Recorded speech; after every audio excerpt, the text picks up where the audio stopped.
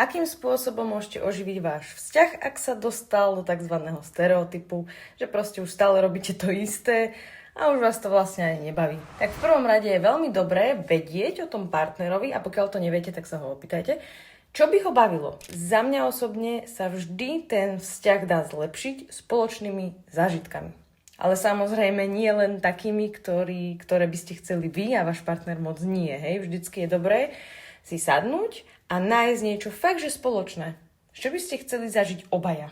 A pokiaľ náhodou ten váš partner alebo partnerka, keď sa ho to opýtate, povie, že a mňa by nič nebavilo, ja nič nechcem, mne to takto vyhovuje a tak ďalej, skús to zorganizovať. Napríklad kúp lístky do toho kina alebo naplánuj voľaký výlet, naplánuj voľakú túru alebo proste čokoľvek. Len fakt je niekedy naozaj potrebné vidieť tú vašu snahu.